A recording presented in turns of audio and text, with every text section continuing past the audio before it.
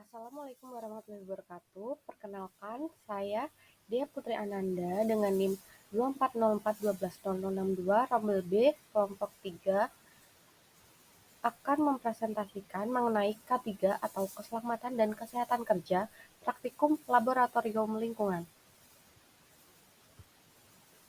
Oke, yang pertama ada konsep dasar K3 Laboratorium. Konsep dasar K3 di laboratorium bertujuan utama untuk melindungi personil, peralatan, dan lingkungan dari kecelakaan serta penyakit akibat kerja melalui identifikasi berbagai potensi bahaya seperti bahaya kimia atau beracun, korosif, mudah terbakar, dan fisik atau listrik, panas, radiasi, kemudian biologi atau bakteri, virus, dan ergonomi serta alat gelas.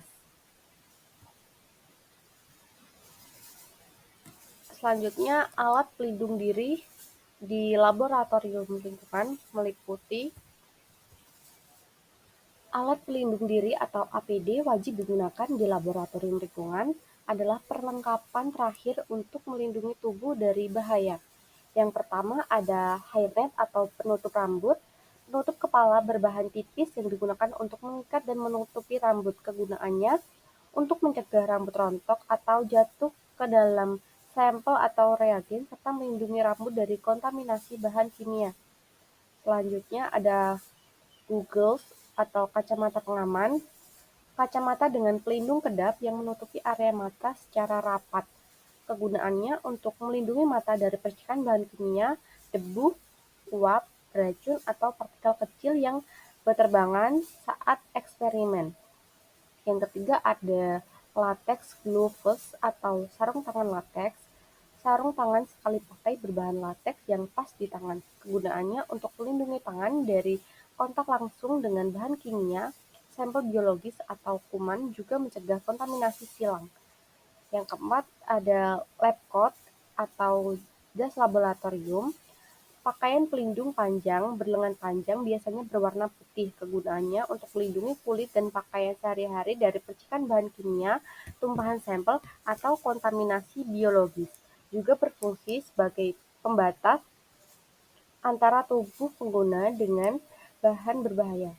Yang kelima ada face shield atau pelindung wajah.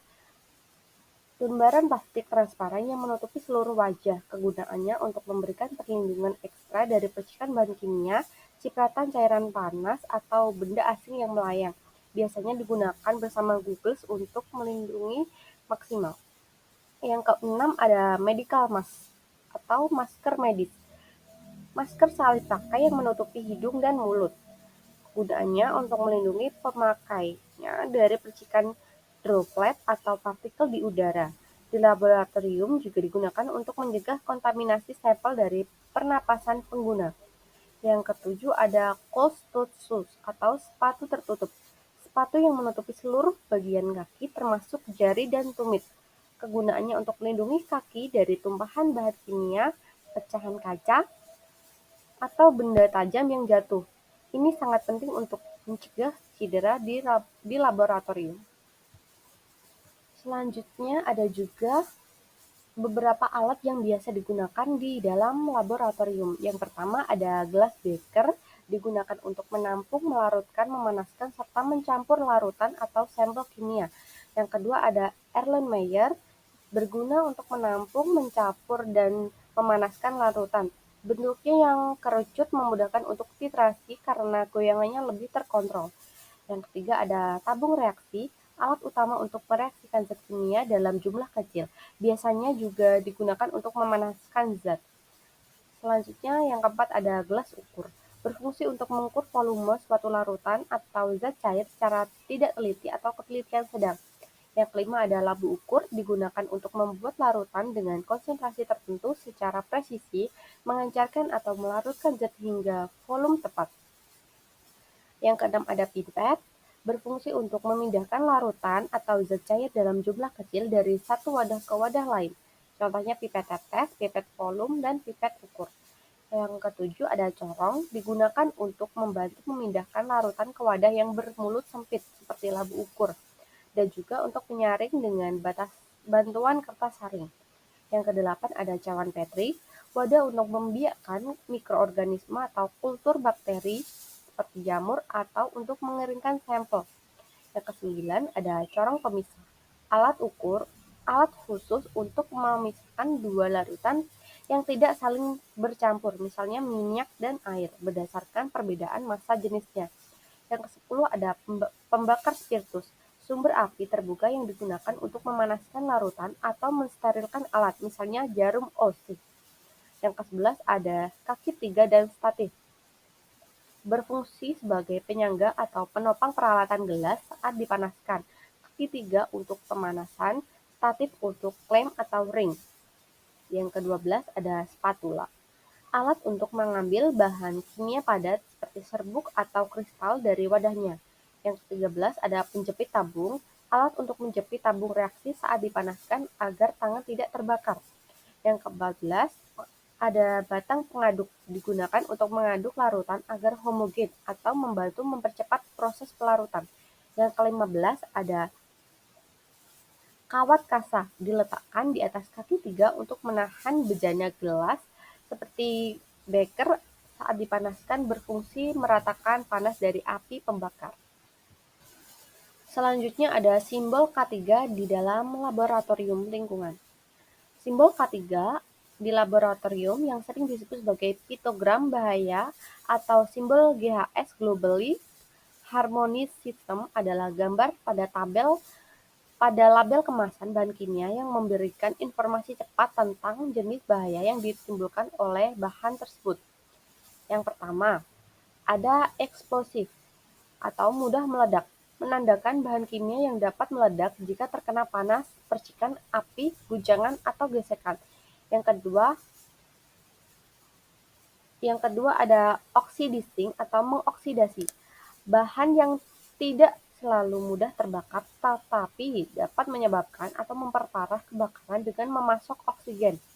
Yang ketiga ada extremely flammable atau sangat mudah terbakar, bahan berupa gas, cairan, atau padatan yang sangat mudah menyala jika bersentuhan dengan api atau sumber panas. Yang keempat ada korosif, bahan yang dapat merusak jaringan hidup seperti kulit dan mata secara permanen serta dapat merusak material lain jika terjadi kontak. Yang kelima ada dangerous for the environment, berbahaya bagi lingkungan, bahan kimia yang dapat menimbulkan efek berbahaya dan merusak ekosistem, terutama terhadap organisme perairan. Yang keenam ada harmful atau berbahaya, bahan yang jika tertiup, tertelan, atau terserap kulit dapat menimbulkan gangguan kesehatan, namun tingkat keparahannya lebih rendah dari toksik. Yang ketujuh ada highly flammable atau mudah terbakar. Mirip dengan extremely flammable, bahan ini mudah menyala jika berada di dekat api atau sumber percikan. Yang kedelapan ada toksik atau beracun, bahan yang dalam jumlah sedikit pun dapat menyebabkan keracunan parah, gangguan kesehatan akut atau kronis, bahkan kematian. Selanjutnya ada iritan atau iritasi, bahan yang dapat menyebabkan peradangan atau iritasi pada kulit, mata, atau saluran pernapasan, serta setelah kontak langsung atau berulang. Yang ke-10 ada very toxic atau sangat beracun, tingkat bahaya tertinggi dari racun yang dapat menyebabkan masalah kesehatan serius dan kematian, meskipun dalam jumlah yang sangat kecil.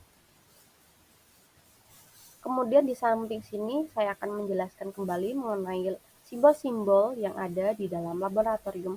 Yang pertama ada animal hazard atau bahaya hewan, peringatan adanya hewan percobaan atau bahan biologis dari hewan yang berpotensi menyebabkan alergi, gigitan, cakaran, atau penularan penyakit. Selanjutnya, sharp instrument hazard, bahaya alat tajam, mengingatkan agar berhati-hati terhadap benda tajam seperti jarum, pisau bedah, dan lain-lain. Yang ketiga ada heat hazard, bahaya panas, menandakan adanya permukaan panas. Selanjutnya ada glassware hazard, bahaya peralatan gelas, peringatan akan resiko pecahnya peralatan gelas. Yang kelima ada chemical hazard atau bahaya bahan kimia, peringatan umum bahwa di area tersebut terdapat bahan kimia berbahaya yang dapat bersifat racun, korosif, atau mudah terbakar. Yang keenam ada electrical hazard atau bahaya listrik, menunjukkan adanya resiko sengatan listrik dari kabel terbuka, peralatan rusak, atau stop kontak di dekat air. Yang ketujuh ada eye and face hazard, bahaya mata dan wajah, mengharuskan penggunaan pelindung mata atau wajah. Yang kedelapan ada fire hazard, bahaya kebakaran, peringatan akan adanya bahan mudah terbakar atau sumber api yang dapat memicu kebakaran. Yang kesembilan ada biohazard atau bahaya hayati, menandakan adanya bahaya biologis, bahaya bakteri, virus, atau darah yang beresiko menyebabkan infeksi. Yang ke-10 ada laser hazard atau bahaya laser, peringatan adanya peralatan yang memancarkan sinar laser yang dapat merusak mata atau kulit jika terpapar langsung. Kemudian ada radioaktif hazard atau bahan bahaya radioaktif. Simbol ini biasanya bergambar kipas atau trouble berwarna kuning, menandakan adanya zat radioaktif atau sumber radiasi pengion. Selanjutnya ada explosive hazard, bahaya bahan mudah meledak, menandakan adanya bahan kimia yang mudah meledak. Kemudian potensi dan bahaya. Yang pertama ada potensi bahaya terhadap manusia atau personil. Yang pertama kecelakaan akibat bahan kimia, yang kedua bahan fisik, yang ketiga bahan biologis, dan yang keempat bahaya kebakaran dan ledakan. Selanjutnya ada potensi bahaya terhadap lingkungan. Yang pertama ada kontaminasi lingkungan laboratorium, yang kedua pencemaran lingkungan luar. Selanjutnya ada potensi bahaya terhadap aset dan kualitas kerja. Yang pertama ada kerusakan alat dan infrastruktur, yang kedua gangguan kualitas data dan hasil penelitian, yang ketiga ada dampak hukum dan sosial. Selanjutnya pencegahan.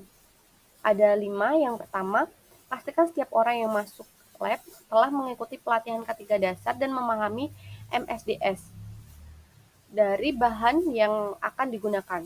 Yang kedua, periksa kondisi alat gelas, jangan pakai yang retak, kabel listrik, jangan pakai yang terkelupas, dan fungsi lemari asam sebelum memulai pekerjaan. Yang ketiga, gunakan APD lengkap. Wajibkan memakai jas lab, kacamata, sarung tangan, dan sepatu tertutup sejak memasuki area lab. Yang keempat, patuhi SOP. Lakukan pekerjaan sesuai prosedur yang benar. Yang kelima, jaga kebersihan. Segera bersihkan tumpahan dengan prosedur yang benar. Selanjutnya, ada langkah penanganan kecelakaan di laboratorium. Penanganan ini berdasarkan jenis kecelakaan jika ada. Yang pertama, tumpahan bahan kimia. Jika tumpahannya di meja atau di lantai, evakuasi area, serap dengan bahan penyerap seperti pasir atau soda abu, lalu kumpulkan ke wadah limbah B3, kemudian bersihkan residu. Jika ada tumpahan di kulit, yang pertama lepas pakaian terkontaminasi, kemudian bilas air mengalir selama 15 sampai 20 menit, kemudian cari bantuan medis. Selanjutnya, jika terjadi tumpahan di mata, bilas dengan pencuci mata selama 15 sampai 20 menit, buka lebar kelopak, jangan digosok, segera ke dokter. Yang kedua, jika ada luka fisik seperti terpotong atau tertusuk, bersihkan dengan air dan sabun, lalu hentikan perdarahan dengan menekan dengan kain kasa, lalu beri antiseptik, kemudian tutup luka tersebut. Yang ketiga ada kebakaran. Jika api kecil di alat, yang pertama teriak peringatan, yang kedua matikan sumber api, lalu padamkan dengan apar.